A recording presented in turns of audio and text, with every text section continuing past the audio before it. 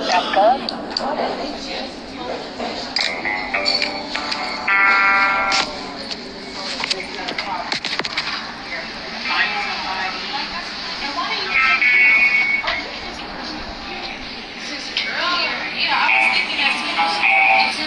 you know that you can also request and track city services by downloading our free 9311 mobile app from the Apple Store or Google Play, or by visiting So you guys saw the screenshot, right? So I have 7 open tickets with 311 on my iPhone number, and just to play devil's advocate, I had my father call on my behalf, and I called here on this number. So that's 10 tickets. 7 of which have been open since 2021. So it's basically you just call every single day. No one has called us back. Even when we were pregnant 17 weeks with twins, sitting outside of Rush Hospital, no one came to help us. So this is going on for 4 years. I have 3 children besides the one I'm pregnant with now, as you guys know. I have legal custody of all 3 of them. So there is a serious issue that is holding me to the street like a prisoner.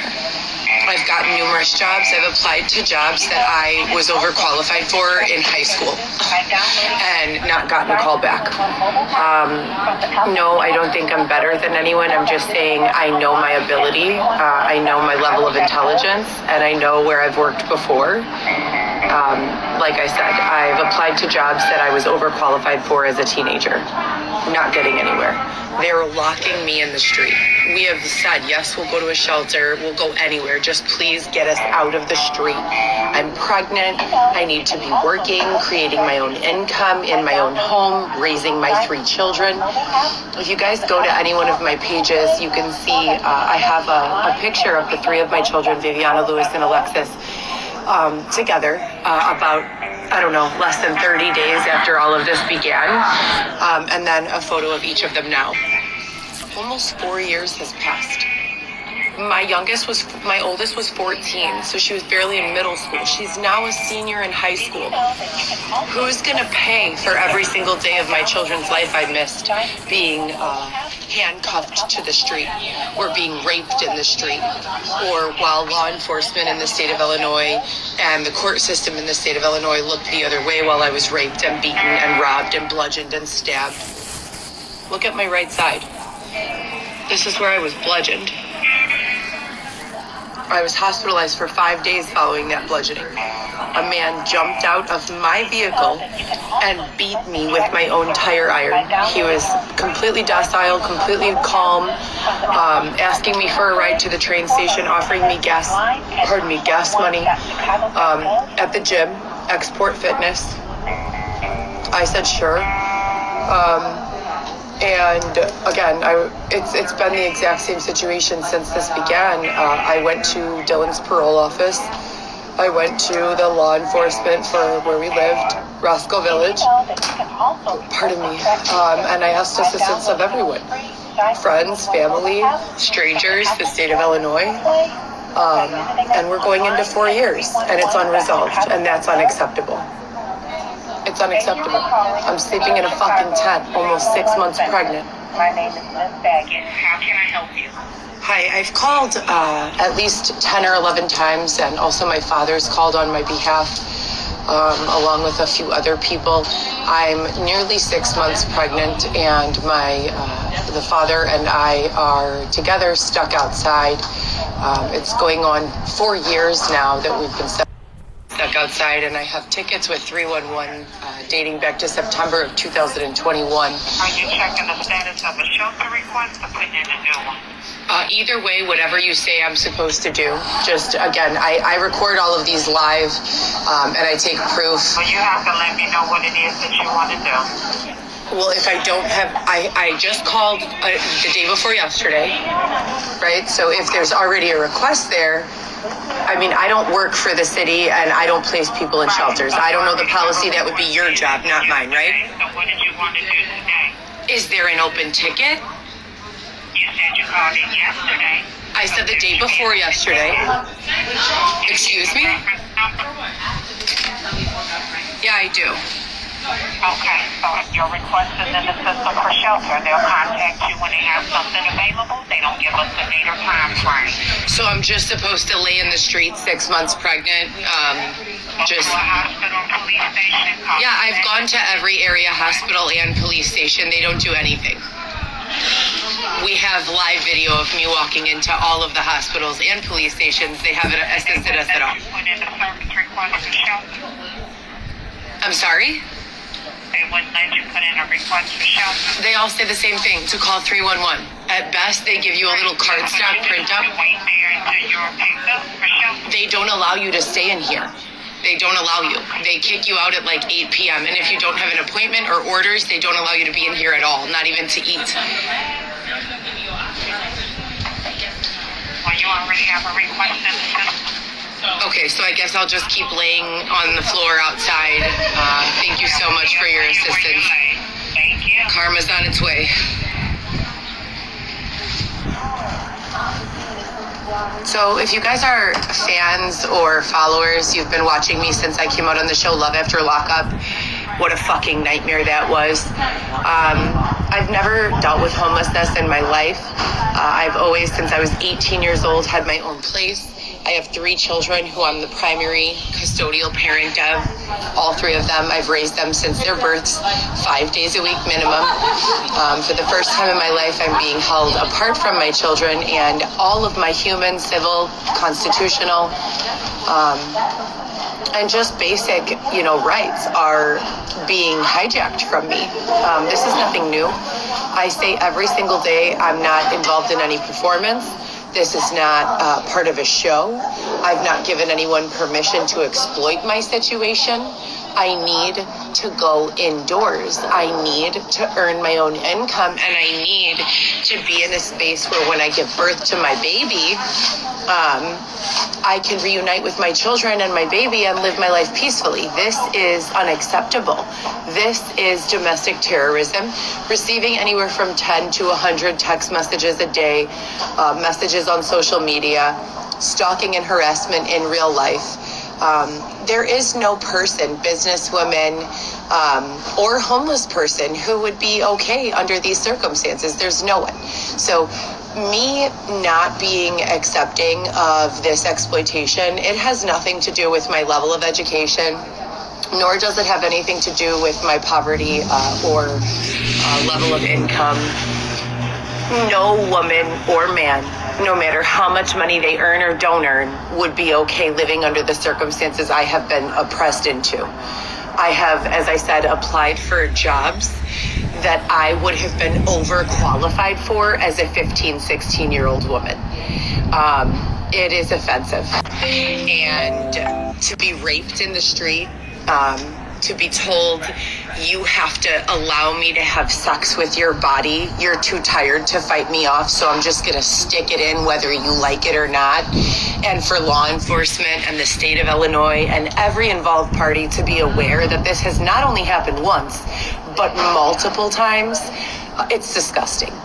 I'm disgusted to live in a state that allows this type of behavior, and I'm disgusted to be a part of a community where the other people look the other way and allow this type of behavior to continue. Xavier and I just went to St. Joseph's for my ultrasound. This is the second ultrasound I've had for the second trimester. We did find out the gender of the baby. I've sent out another 10 to 20 resumes, as well as applied to regular jobs.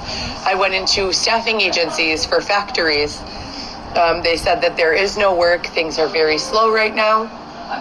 That's what I always did historically during pregnancy, because it's difficult to find a job during pregnancy that's a permanent job.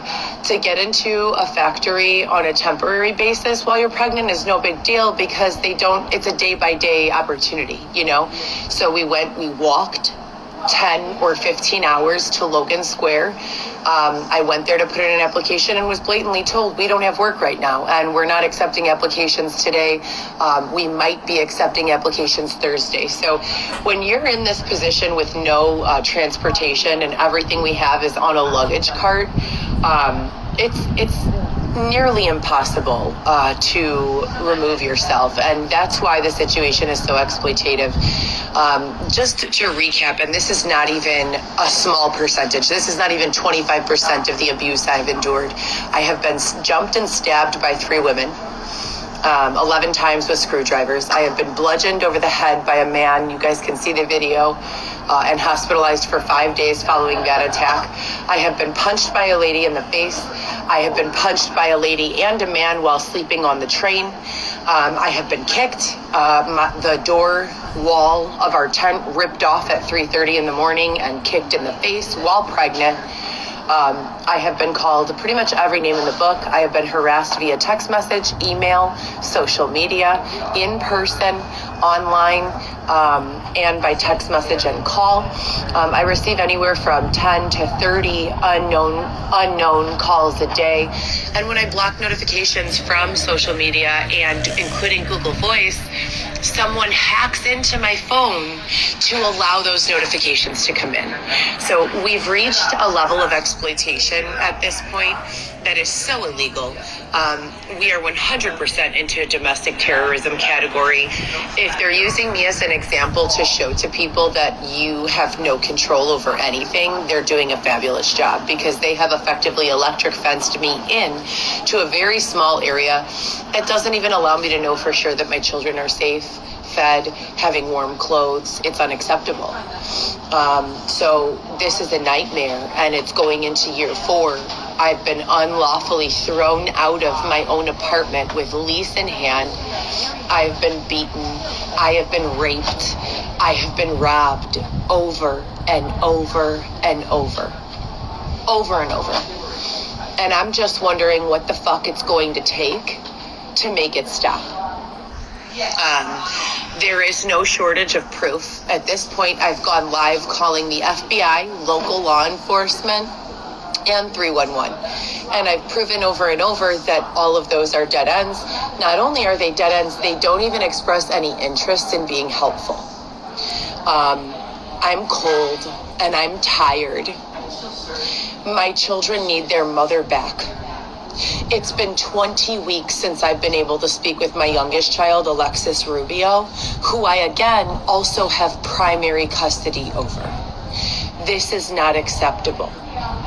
I don't know who else to go to file complaint. What do you do when local law enforcement, is being faced with proof that you've been raped and beaten and robbed and abused, but doesn't help? Who do you call when the FBI says, we're not even going to look into this, we're busy, or we'll call you back if we find anything out, and doesn't even let you finish a sentence about what's gone on? I have police reports from all of these counties, and I have them all written down.